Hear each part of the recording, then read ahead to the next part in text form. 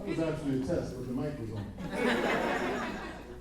So I'm glad I said something that was really polite, because I really do want to welcome everyone to this evening's event.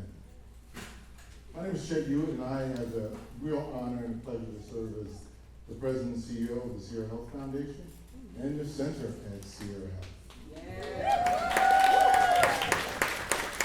And we are your hosts tonight, but the real stars of the story are the folks and communities who allowed this wonderful art you see on the walls to be developed.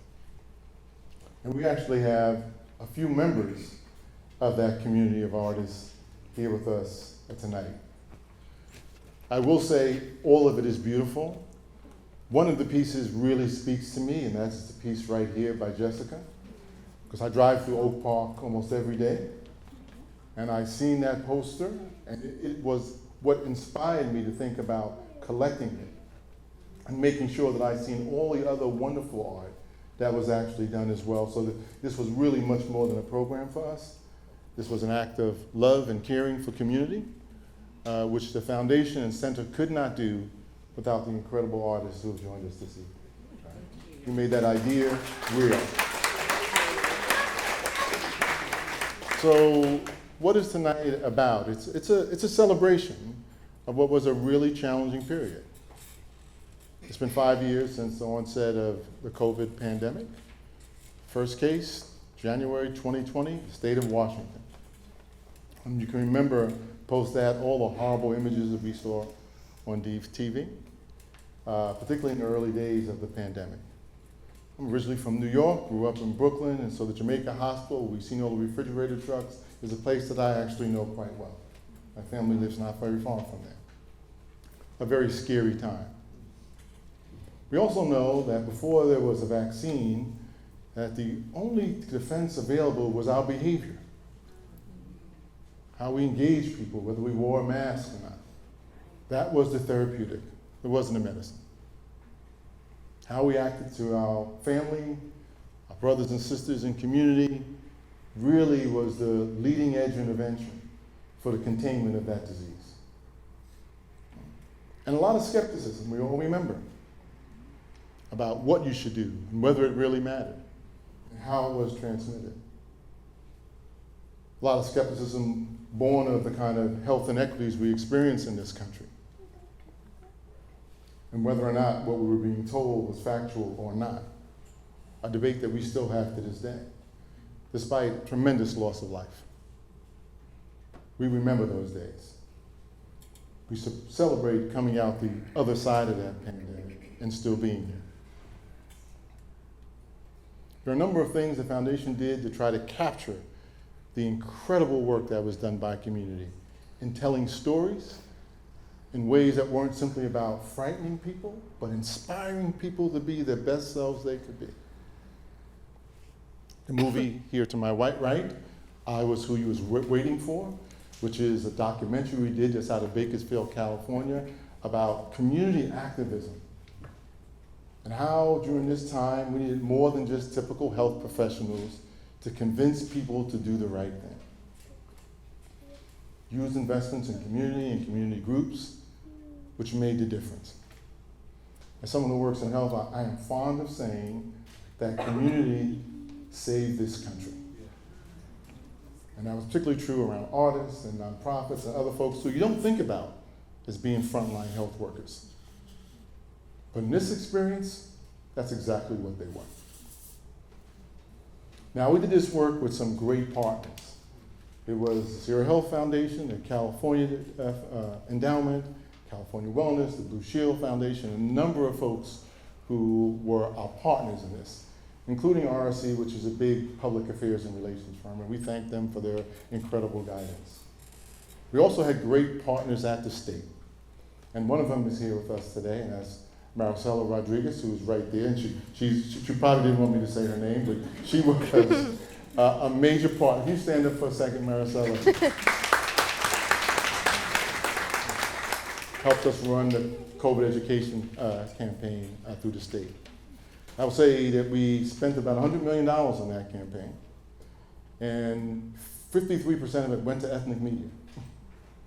Because who could tell the stories that you see in these pictures better than the people who live in those communities? Who could translate the kind of cultural realities and norms into visual art forms, stories, and lessons that people were much more willing to accept. That was the magic of that particular period. That's what we celebrate here today. The power of community invested in and trusted in the right way to transform even the scariest of things that we could possibly face. And for folks who think that that is just some pipe dream of a foundation president, if you're here in this room and you remember those times, you know this is not just Chet talking. This is exactly what it was. I'll end with this, because it's important to say as well that it's more than just art.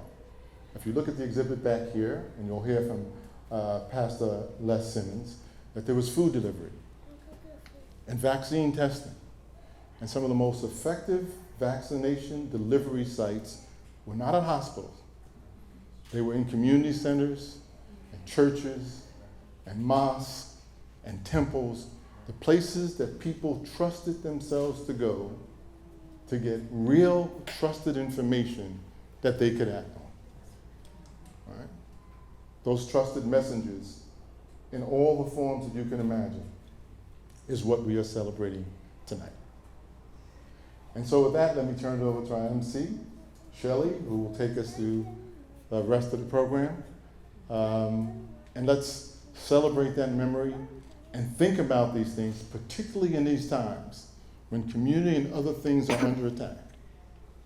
Let's not forget the reality that we lived through, the lessons that we actually learned, and how we need to apply them to the conditions that we confront today.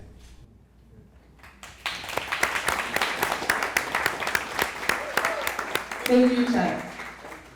Hello, everyone. I'm Shelley Jones, and I'm also with the Center and Sierra Health Foundation. I actually moved to Sacramento mid-pandemic to start working on the Black Child Legacy Campaign, SAC CoLab, which many of you were a part of, and other local efforts during the pandemic. So this work in this city is very special to me, and I'm really excited that Sacramento, as well as California, is on display tonight in this beautiful way. I know we're all excited to hear from the artists and community leaders who are here tonight. So I'll start by introducing them to you all. I'll start with Jessica Wembley.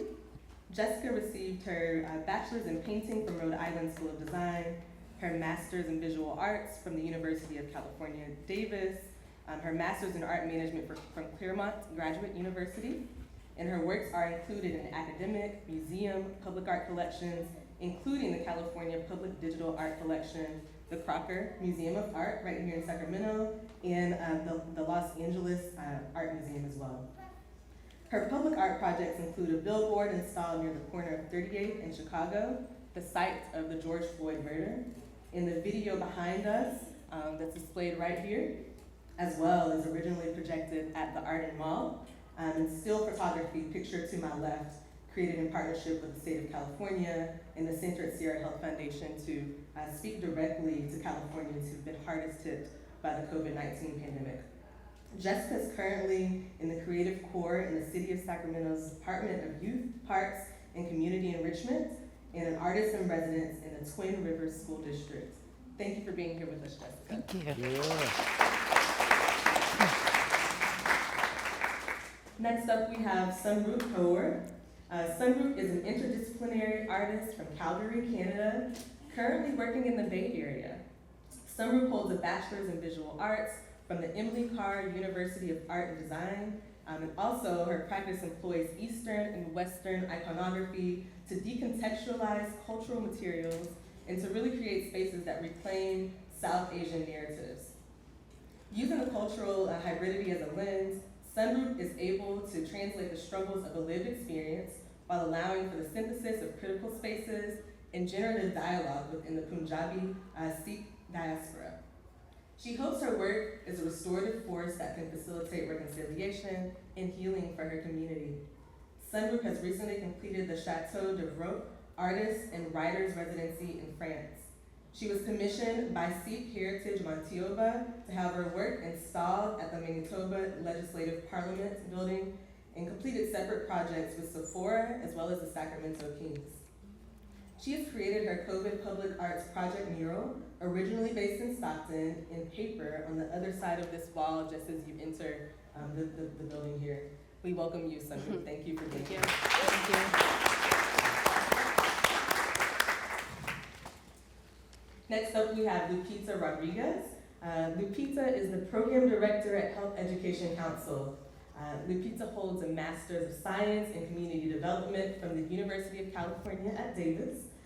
She's also held researcher positions at UC Davis and at Wake Forest School of Medicine in various studies focused on occupational health of migrant agricultural workers, of domestic workers, and food processing plant workers. In her current position at Health Education Council, her focus is to help create healthy communities with special attention to reducing mental health disparities in the Latinx community of Northern California. Health Education Council is a current partner of our community wellness hubs with Sacramento County Public Health in the center, and was also a partner of the statewide Community Arts Project. We're so glad to have you here as well, Lupita. And finally, we have Pastor Leslie Simmons, affectionately known as Pastor Les.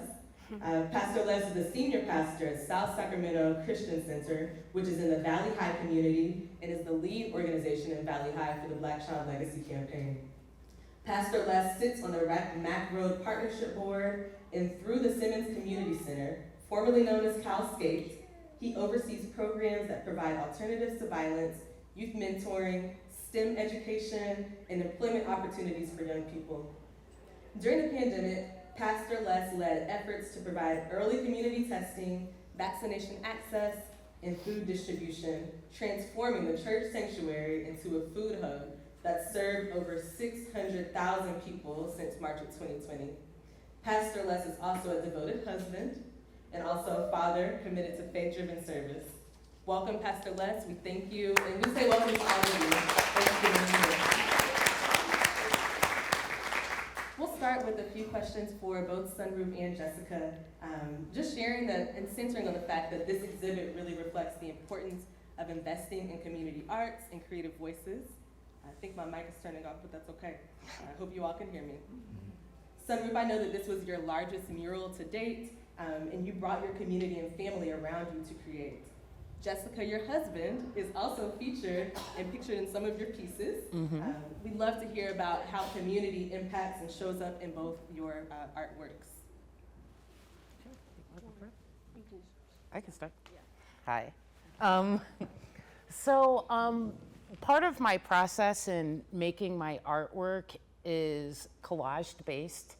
So that collage, the aesthetics that you're seeing in the work is actually built through multiple people. So I'm generating images, I'm collecting images from different folks, I'm going out, and so through the collaboration of building an archive, you have multiple voices and representations in the actual aesthetics in the work. So that was something that is just an important part and part of the process in my art practice in general. But in particular with working with my husband, it was a time that we were in isolation. And I think it was important to think about the fact that this was also the time of George Floyd. So you saw a lot of violence toward Black male bodies. And it was really important to me to reaffirm Black men, Black people, having people represented alive and well, and not something counter to the violence that we have seen. And so thinking of the love that I have for my husband, my family, I thought it was so important that that was present within the work, that connectivity was still there, that humanity was brought to the body, into the person, into the community. And that was something that was really important. So in terms of representation, you see me and my husband in the work, and so it becomes very personal, and it's kind of that reflection in art. You have this term, the personal becomes political. And I think during COVID, that was something that was very much happening in real time for many people because you're so deeply and personally impacted by what's happening. So that's some of the ways that I was engaging community kind of conceptually and aesthetically within the work. Sorry. Is this good? Can you guys hear me? Okay. I love what you talked about interconnectivity. So for me, that was also very important. I didn't want to come from a place of preaching. I didn't want to politicize just the COVID situation in general because it's already so politicized. I wanted to come from a place of, you know, this is what we have to do now to show care for one another. I'm sorry.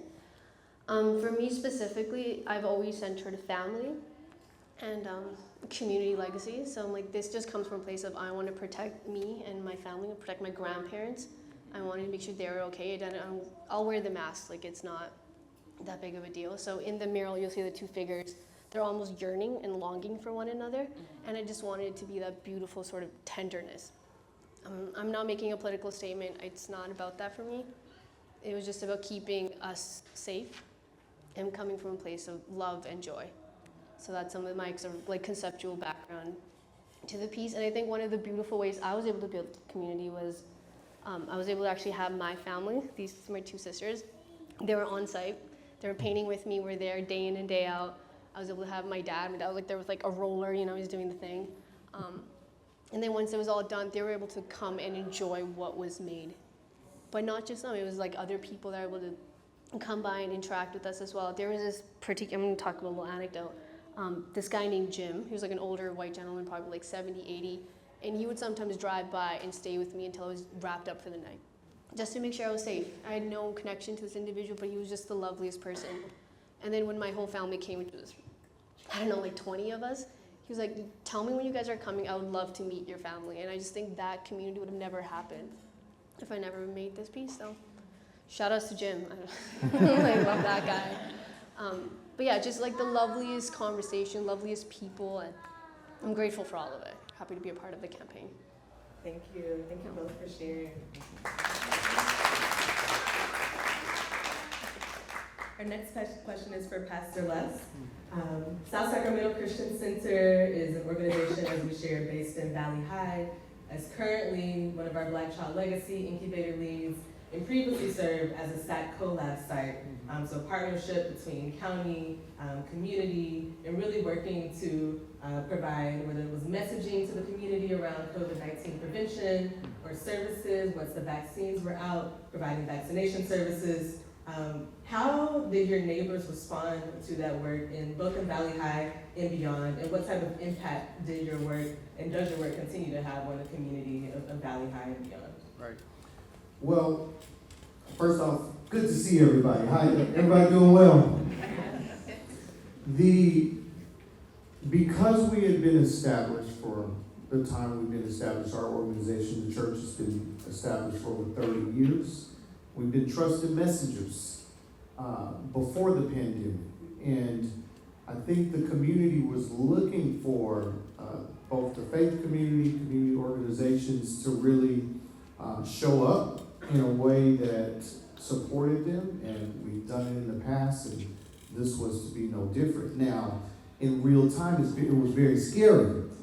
The churches were asked to close their doors, and we were one of the first to close our doors at that ask. And then we opened our doors back up to be one of the first to have a community testing site. And I remember, I don't know if you guys remember, but during that time, the only test site initially was at Cal Expo when the pandemic first started. And the community started coming to us and saying, our community's not going to Cal Expo to get tested, and we need to do something. So I got on the news and start articulating that, you know, in an advocacy kind of way. And a few weeks later, we start getting calls and asking, could we open up one of the first community test sites? And as I always am trained to do, say yes. and then talk to my wife. I said yes, and I said no. and she works alongside, we work together, and she has a project management background. So I said, I think you could do this. I think, we could really pull this off. And she kept saying no. And then they called back and said, hey, we're gonna do this in a week. And she said, did you really say yes? And we did. And I'll never forget it. I'll never forget that day. Dr. Kasirier came out, Congresswoman Doris Matsui came out, and from that moment on, we tested over 700 people per day. We opened up our test site because we were trusted messengers. Now, you mentioned collaboration. None of this would have happened without the support of Sierra Health Foundation and partnership, and folks like Chet Hewitt, who you just heard from, Sacramento Food Bank. It takes that kind of partnership to get, really to get things done. So I'm eternally grateful for the work that was done throughout COVID. Thank you, Pastor Les. We appreciate your compliments, and we know that this work was a true partnership. We also know that all that we've accomplished was impossible without community leaders, you all, many other people who were in the room, who were out there delivering meals, who were there leading up vaccine clinics, doing food distribution, so we're just appreciative to be in this space with you all. Thank you. Our next question is for Lupita. One of the ways that the center partnered with Health Education Council during the pandemic was through the Public Arts Awareness Campaign, where community organizations and artists were able to collaborate and really share messages and reach people who needed accurate information. There's a lot of misinformation going around, and this was one of the ways to really utilize the community base to get accurate messages out and to connect people directly with their communities. What was the experience like reaching out to your community through new mediums, and has it changed how you all conduct your outreach at Health Education Council? Yes, well, it's back. Well, during that time, we were starting to get very focused in mental health. And through that, really, we had this new reach into community in a way that got to the heart, right? Because we were talking about topics that maybe people weren't talking about every day. And we had access to a large number of community because one of our programs that we administer is inside of the Mexican consulate in Sacramento. So we had just started a new program in training community to be, to have more skills, to be those voices in community, to share messages of trust when it came to mental health. And then the pandemic happened. So everything shifted online. So we were talking about tough things already. Now through Zoom, learning something different with technology, but we were having the tough conversations already. So when we had the opportunity to bring in art, it was kind of seamless because one of our community leaders is a community artist. And her project that she wanted to do in community after she did the training with us was to hold art sessions with community, especially during the pandemic, through Zoom, so that people could de-stress and connect. And that was the one thing that was the main thing behind all this, was connecting. People wanted to connect, so we were seeing each other in those little squares, but connecting, right? So the opportunity came to do art now that reflected what was going on with them because of the pandemic, and they jumped in. So it was a community artist leading other community members who maybe didn't call themselves artists, but at the end they did. Many of them continue to do art to the day. And I remember we would meet and I would go out with them. We would supply the art materials, and we would meet in parks. And it was cold. It was cold, but that was the safest place to be. We were out there on a park bench, and they were painting, they were using watercolor, and they were masked, hoodies, masks, but they were joined, connecting, and painting and creating. So that's the art that the Health Education Council contributed, was these artists' art during a time where we all just needed to connect, right? And it was such a special moment.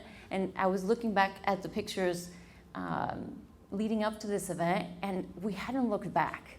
So it's really an opportunity now to look back. Right. And seeing the first installment of all the pictures of community in action, it just, what a reminder of what we have done together. And the things that we did in community were amazing. We are connected to these community artists now, one multiplied into 20, because they continue to meet and do art together.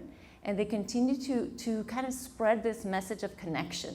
So that's what happened during the pandemic, was the connection was strengthened through many barriers. And we were scared. We were out there doing things that we had never done before.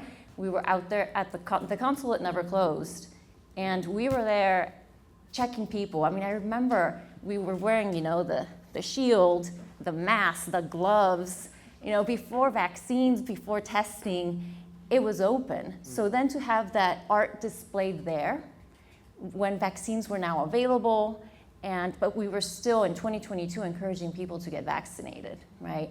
So having it there, we had the exhibit at the consulate in front of our office, and really the message was, let's keep going. Like, let's keep connecting, because the images that they created were all about, family. And my heart is in this. I'm doing this for my family. I want to protect my loved ones. And that was a message that about 200 people saw every day, because that's the number of people that go through that building. So the message has spread but really was a message of connection. And we hold that to this day. That community is connected and it has grown. And that was a big part of it, was that trying time of meeting despite all these barriers and being scared. But we connected. Thank you. Thank you.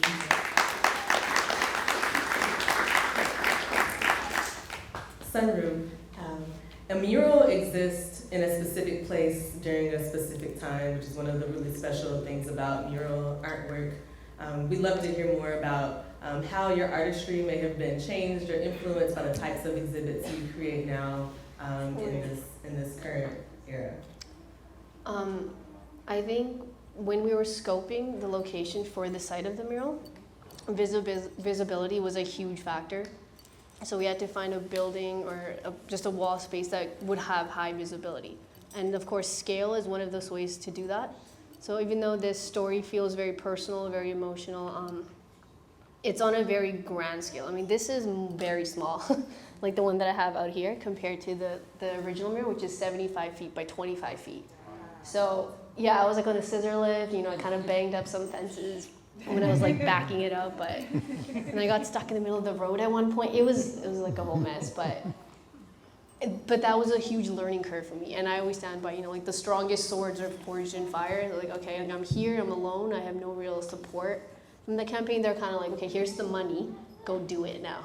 And I just had to just learn. I mean, these guys are helping me with the projection, and I had to like close the street down. It was a whole process, but I think the piece by the end was this wonderful experience and collection of all the moments leading up to it. And I think I've always carried that with me. I think scale, I've definitely made large work since then. I think I was exposed to the power of public art, especially when it comes to narrative storytelling and representation for my community. The public art sector in general has been underutilized, I think, in the fine art space. So trying to like merge the two. Thank you. And you mentioned Jim earlier. I did, yeah. Jim Love was that guy. coming to check on you, keep you safe Yeah. while you were completing your artwork. Were there other examples of the ways that community came together, especially around safety and considering the space that you were creating in? Yeah, I think there were, people would bring me food. They're like, like, honey, you're out there for hours, it's hot. Come down the scissor lift. Here's a sandwich or whatever. People around, like the community that was around where I made it, were super supportive, super kind. Like, whatever you need, we want to support this. We want to help you with your project. I actually was able to form a really lovely working relation with this maker art space out in Stockton. It's called Hatch. I love these guys. And I still have a very solid relationship with them. And he just kind of walked by, when his name's Elzar, he just walked by, he's like, love what you're doing, apply to this emerging artist residency program we have. And I did, I got it. And I still have that really wonderful cultural hub to like get back to whenever I need, so. just this project was so formative for me in so many ways, and I'm very grateful to have been a part of it.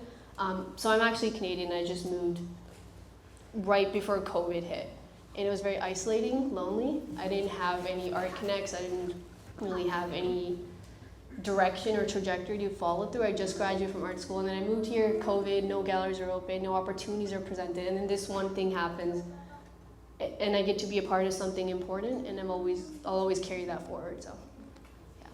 Thank you.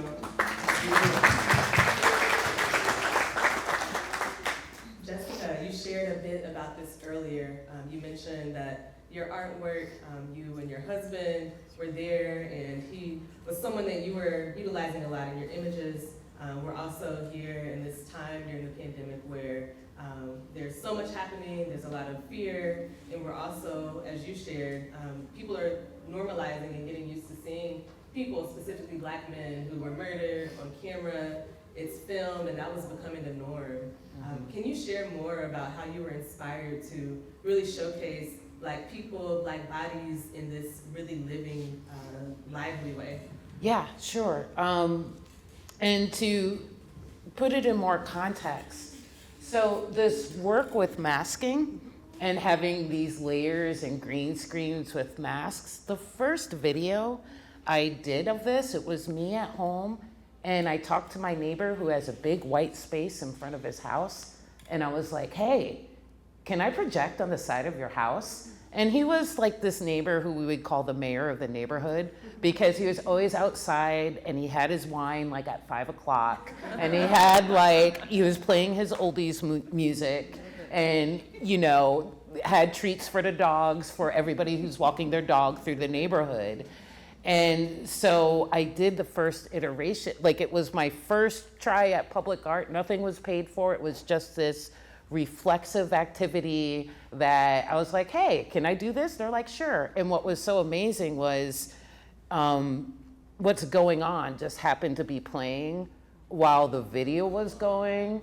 And it was so timely and vibed with the neighborhood, and people are like, what? And we're like, what? This is you're just the thing about COVID and the pandemic that was pretty incredible is that people would experiment.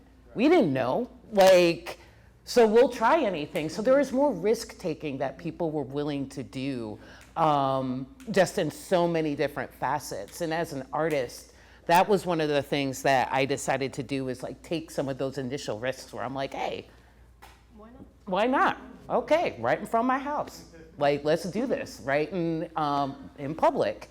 And so this idea too, you make a really good point about art galleries are closed, museums are closed, these traditional spaces in which people view and experience art was not available.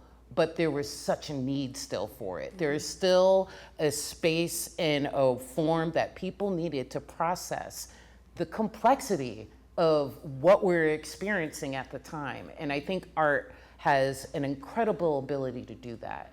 And again, using collage, I'm trying to tell multiple stories simultaneously, which is why I love the nature of collage.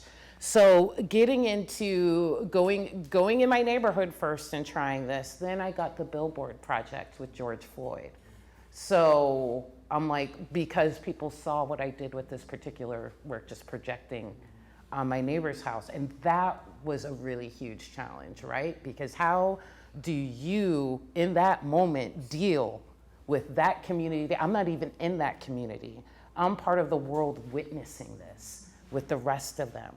And so when you start thinking of site, because that site was so specific to such a horrific event, the idea of bearing witness became something that was very important and key to the work. And especially when you're having this presented in a public space. This really helped push kind of how I'm thinking about public work, witness, community, and the idea that the figure and all the images were looking directly at all of y'all. So that was something that was really important too, the eye contact, that engagement. You cannot ignore us. You can't ignore what I'm seeing. You can't ignore what's being reflected in the mask. I'm looking at you, looking at me, looking back at you while all this is going on. So that whole process was something that was really kind of important to the making of this work. So then the masking project, when it came to this, it was such a natural fit. So you're like, you want to do math? I'm like, are you kidding? Like, is this real?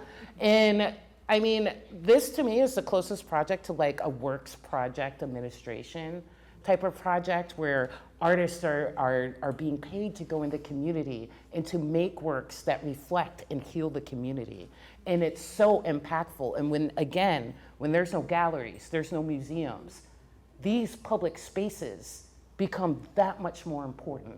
And what's happening in these public spaces, from the protesting that's happening in public to some of the social unrest that we're seeing in public, we need to have variation of how we're experiencing public and public space. So providing that counter within the work and dealing with those images was a way to kind of collectively process that. And that was my approach. That's powerful, thank you. Mm-hmm.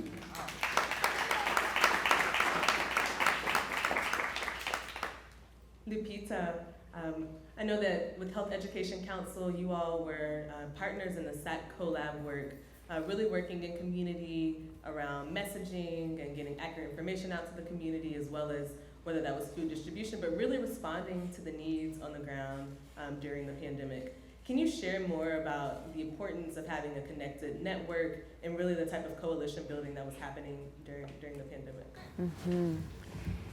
It made all the difference, and I think Pastor Les mentioned it before, just being connected with organizations where we each were experts in different areas and coming together to bring a solution or get us closer to a solution, especially community-based organizations, faith-based organizations that are connected and on the ground with community, right? We are every day collaborating alongside community. So during the pandemic, it was a time where we had built a network, and then we used the power of that network to respond effectively and quickly, right? At the consulate, we were able to bring testing, and I remember that first testing day, it was a 3-hour line, for people to test, and people at the end never got to get tested. Wow. And it was just a sight, right? That people from the Mexican consulate serves Mexican individuals, but it was the whole community came out, right? It was a diverse population out to receive services and being exposed to the services that are available there that are open to anyone who wants the services that we offer out of there. So definitely it was a time of coming together for that powerful purpose of finding or getting us closer to a solution. And I think what we offered was that we serve a diverse population. My work focuses on the Latino Spanish-speaking community. So we are a trusted space to bring health messages, and we had been for over 10 years there at that site. For individuals who speak Spanish, the Mexican consulate offers a space where they feel that they can trust, that the information that they get there will get them closer to a solution that they're looking for. So we were already carrying that trust, and we felt privileged to spread that trust among others, right? By allowing or collaborating with others to come into that space to share their information. So that collaboration was key in getting us to the solution, which was getting our community protected, vaccinated, and supporting others as well. Thank you. Mm-hmm.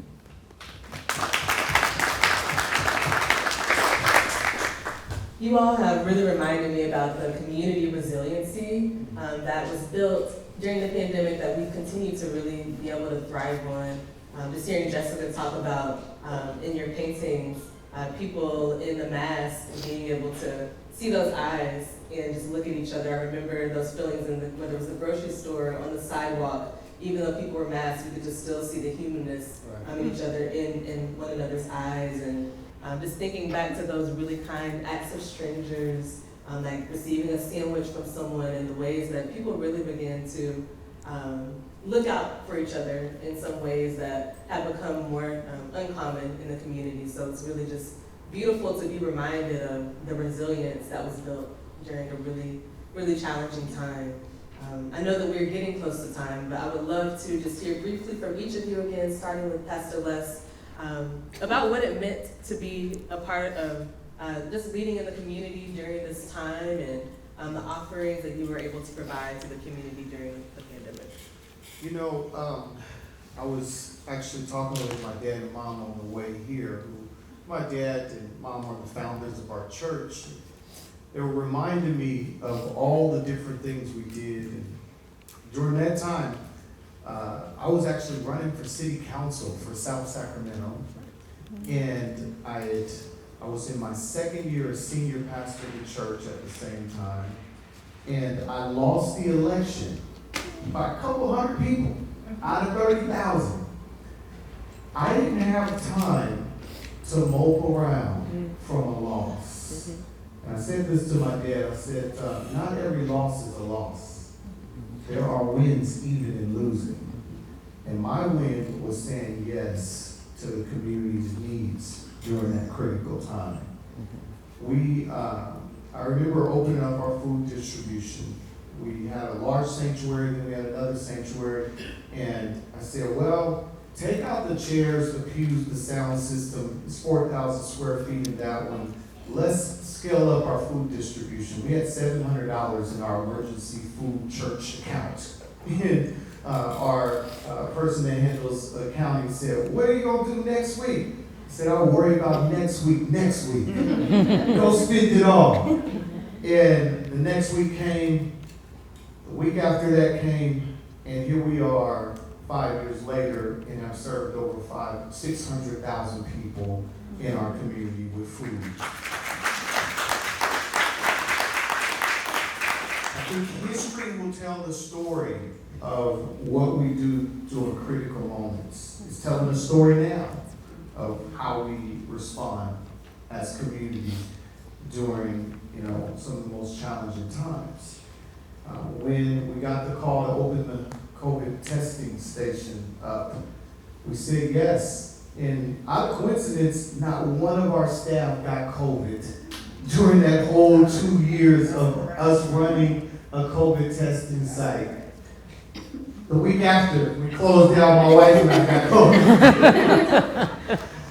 And then we scaled it up, and we, through our partnerships, were COVID vaccination, collab, COVID communication.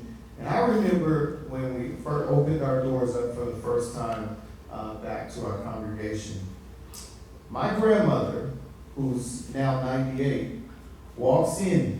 She was the first person to walk in church. And she said, I couldn't wait to get back in this house. I made it through the Great Depression. I made it through the Civil Rights Movement, through wars. I beat cancer. And now I say, I beat COVID. Thank you for protecting us. That's what my grandmother said. I just want to, leave us with this final thought. It is in the power of our faith. It's in the power of community and how we show up for each other during some of life's most challenging moments. That's what defines us. I get to look back in history, and when the question is asked, what were you doing during that time? I get to say, look, that's what we were doing. Yes.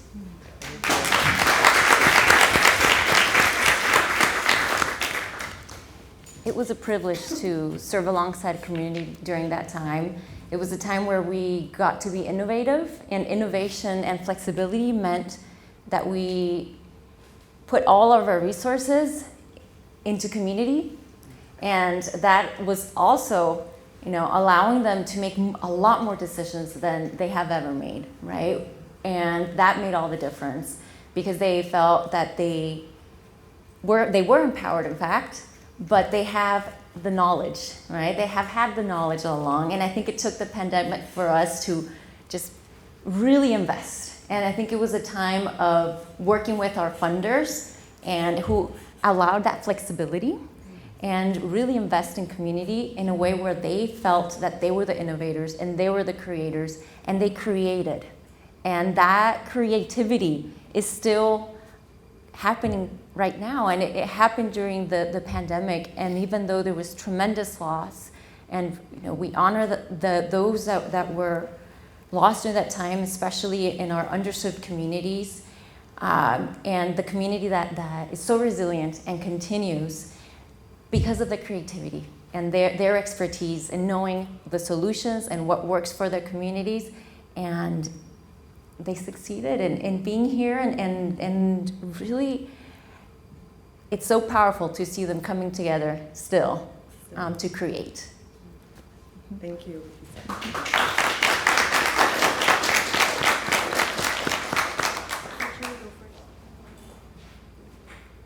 Sure. Final thought. This was a totally transformative process for me. It's such an honor to be a part of a project, and I thought of it almost as a calling, again, because of what you have to tap into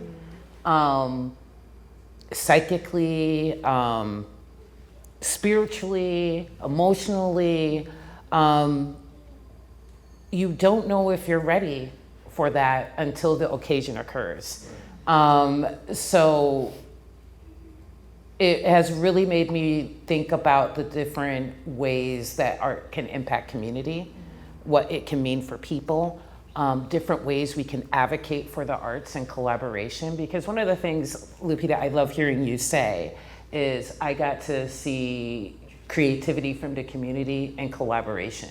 And I think that's like some of the core things that we saw during COVID. You saw creativity because we had no choice. We needed to be creative, and you saw a whole bunch of people collaborating. So one of the things I hope for all of us is that we're able to still nurture those relationships, nurture that creativity, nurture that collaboration, have those shared goals, and well-meaning for one another. But yeah, definitely the arts and health, they're so important, and they work so well together. And it's something that I would like to see more artists and more organizations working together to really holistically address the full humans going through these different situations. Thank you.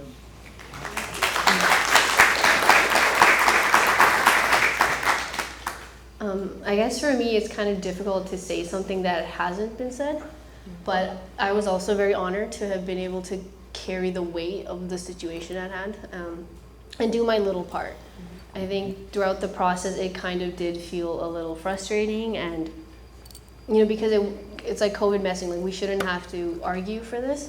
It should have been something that should have just been done. But you're able to create this sort of beautiful place of rest for people. They're able to come together and enjoy, even if it's just the colors. You see the humanity in the whole piece, and I was really grateful to offer that to the community. I agree as well. I think arts and public health, or any crises, art's always been such a huge mechanism that's been used for messaging, and we should definitely carry that legacy forward. I think I'm just grateful to have been able to do something, that had an impact and still continues to stand. And I will carry this forward and hopefully do more projects that have just as much of an impact, if not more. It forces you to re-examine what your values are, and you just see what power you hold as an individual, even if your voice can feel quiet at times. But I think art, it amplifies that. And I thought it was a really wonderful opportunity. So, thank you, Sunru.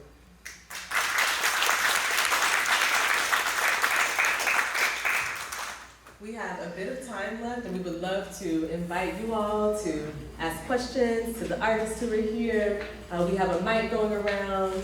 Please raise your hands, and we'll come over to you if you have any questions.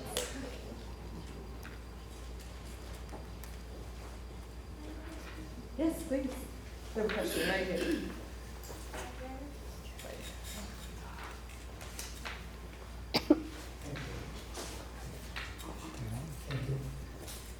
This is Andy Singh, and we are the Sierra Health Foundation funders in Shasta County with the vaccine equity campaign.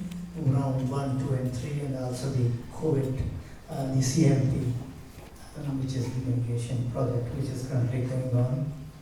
So are you going to conduct such kind of series in other parts of like California, like the speaker series? The speaker series? Yes. The speaker series definitely continues. Actually, last night in Bakersfield, we had a similar event to celebrate some of the work, displaying the documentary, that there are some clips shown here. But the speaker series definitely continues, and I think you can actually sign up for the notifications on the center's website for those series. Okay, so welcome on having in Shasta County in the northern. I hear you. Where I believe that everyone hesitates to come. Thank you. Right, but we welcome you. We appreciate the welcome. Thank you so much. Thank you. We'll sign up for that. Okay. Thank you. Are there any other questions? We'd love to hear from you. Yes.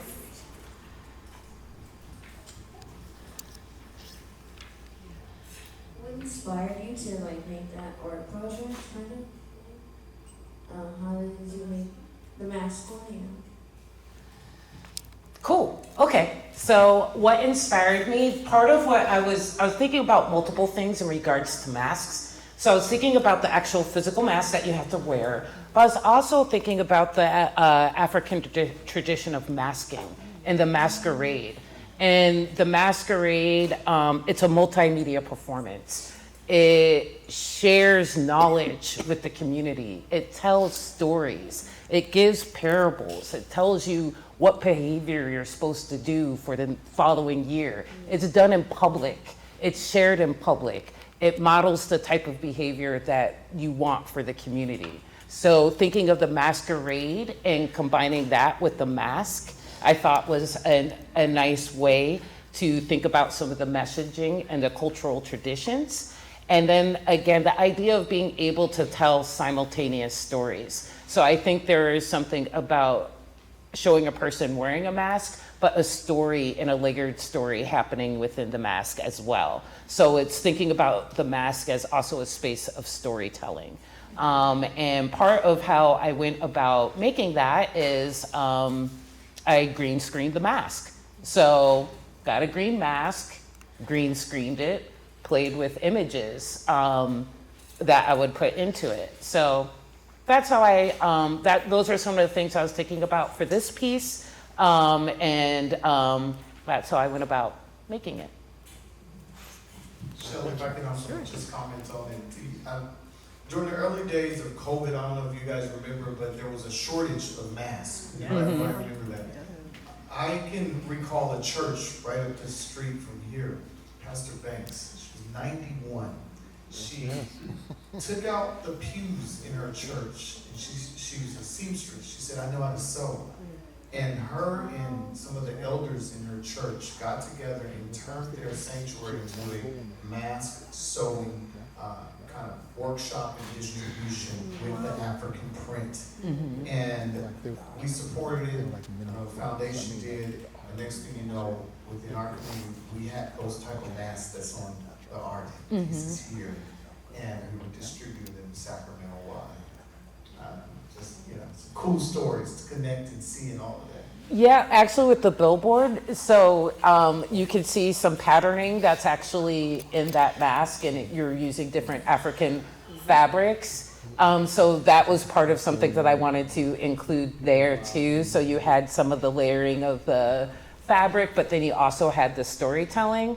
And actually, I got a specific mask for my husband because he has a beard. And we're like, we can't have you going out there with like your beard sticking out and like your face. And like my bearded brothers know, like you understand what that struggle is like. So his beard mask was actually a lot bigger to cover, the entirety. So it gave me more surface area to actually work with aesthetically. So he was a trooper for being my model and masking correctly there.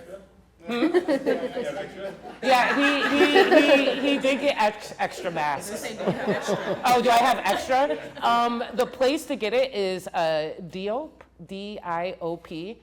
awesome beard mask, so you will be covered, brother. Thank you. I love the connection. Any other questions? Yes. How did you become a preacher? Can we give you the mic? How did you become a preacher? Good question. I didn't think I was gonna be. I'm a third generation pastor on both sides of my family. So I had no choice. My granddad on my mom's side, he founded a church called Bible Way in Oakland, California. And during the 80s, and if you grew up in the 80s, you remember it was a big drug epidemic, especially in the black community in Oakland. And my granddad and grandmother opened the largest drug and alcohol rehabilitation center in Oakland as I was a kid. So I grew up going there, watching them do that, and watching them do food distribution on Saturday mornings. And I don't know if you guys can relate, but if you remember, there was big block of cheese and butter. And I grew up handing those out. And then on my dad's side, he pastored a church in Oakland, California called Parks Chapel AME Church. And he was an organizer as well. My grandmother was a president in NAACP as well. And then my parents moved out here to start a church. And next thing you know, I began to work in the church. And now 27 years later, full-time in ministry and alongside my wife, Katrina, and that's how I became a pastor. You can become one too. Thank you for your bold question. Love to hear from you. So this is actually the best stuff. So I know the art you started was like self-paid for. The first one of your neighbors, I don't remember what it was, but it was like a white background. What made you feel like you could evoke the emotion that you did? Because you successfully evoked those exact emotions that allowed you to provide the community the same feelings that you wanted. How did you know you would evoke those emotions? I didn't. Oh, yeah. Like I didn't. Like it's just the boldness of doing it. You know, when I made that first video, I'm like at home, like the rest of y'all. And, you know, I set up a white backdrop. I put on this mask. I wrap up my hair, because I also would sometimes wear my hair head wrap. So, you know, I'm like, the head wrap tells a story, the mask, y'all know what I'm talking about. So, like, that was something that was important for me to think about in terms of, like, okay, if you're a melanated person, you wear these things. There are so many different kind of loaded representations and histories and stories and things that are within these garments and items that we either wear culturally or now we're having to wear for health reasons. And so, you know, I was watching the news like the rest of it all, like, what's going on in this world? What's happening? So I was just channeling that. But the idea of like that people, it resonated with people. It's like every time I hear something like I want to cry, I'm like, it resonated. I wasn't just a weird artist in my house. But, you know, I think part of it is taking that risk and being vulnerable and honest in your work and sharing that vulnerability and honesty, and fingers crossed, you know, it connects. This is a question for both of you as artists. From these two pieces, what did you guys take away to kind of like use in your future pieces? I'll start. Just because you already spoke about vulnerability, Mm-hmm. I think for me back then, I use art as a shield. Mm-hmm. I'm able to channel emotions, but they don't have to come internally. So I think with something like this, I was able to take like the micro moment and expand it. And I wish I'd almost actually painted my grandparents. Like, you know, so afraid of making something so close and intimate public, and I don't feel afraid anymore. I think carrying forward is just being vulnerable is like, I think as artists you have to be. I think that's your shield and armor, and you have to embrace it. Totally. What was the question again? You hit that. Repeat your question. I said from these two pieces, your piece, what did you take away from this experience in your art piece for your future pieces? Definitely on board with like, yeah, you gotta be, yeah, we're doing our thing there. But I definitely, for me, I work a lot, like I'll use myself in my artwork. So using myself as a subject matter is not anything new, but it's thinking about how my representation can be used and how to effectively use it, and then seeing how that works in public in different forms has been really cool. So I think with the practice, again, I love collage. I love bringing all those different elements to play. If you go to the Cracker, you can see that I did a video where I have like a story going on in my afro. So it's like, I'm definitely pushing ideas of where can you tell stories? Where are different places on the body, you could use the body as a site to tell stories. So it's like, since this project, I'm like, I had a hysterectomy. I did a little cutout of a uterus, and so uterus is telling a story. You know, my hair is telling a story. My mask is telling a story. All these really kind of personal things, but that connect with so many different people. Thinking about how you could use that to translate and connect, I just think has been something that's been fun. But definitely just being bold and just being like, yeah, let's just do it. Not being afraid to fail, like taking that risk. Risk taking is, I think, just through COVID in general has been something where it's like, you gotta take some meaningful risks, productive risks. Thank you.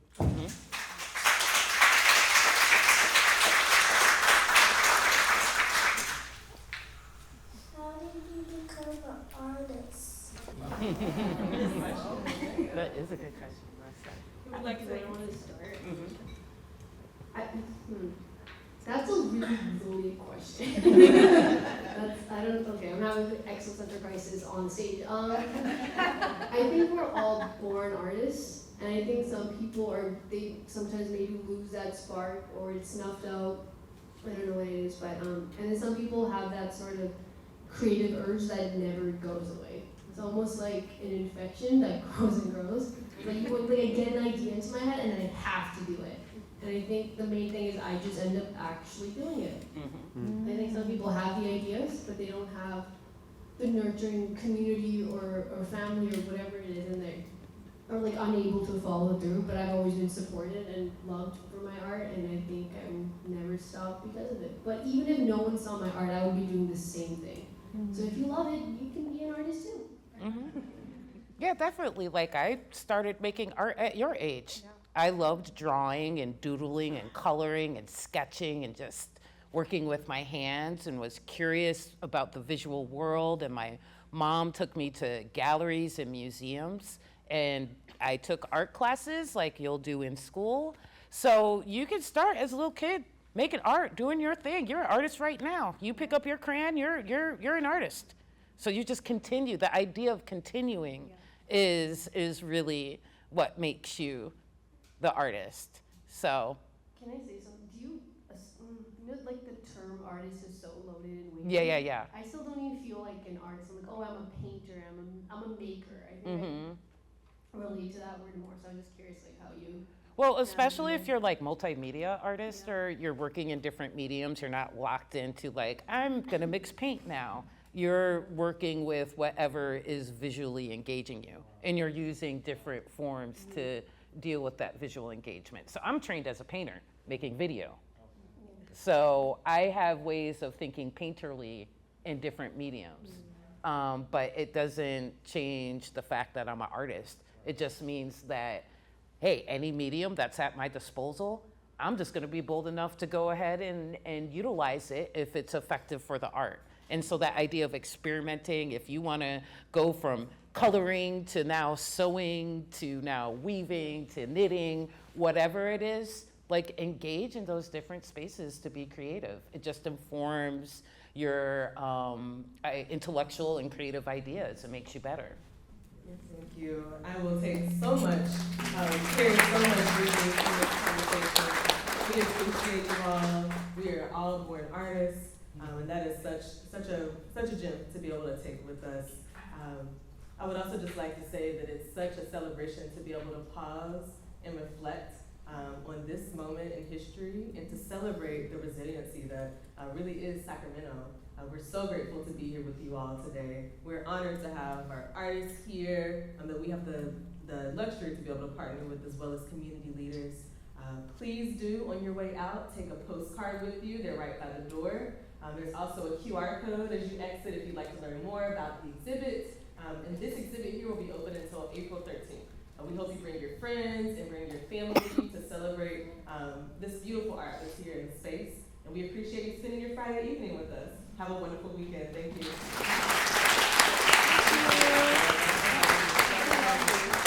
It was so lovely. That was great. Yeah. That was great. Yay.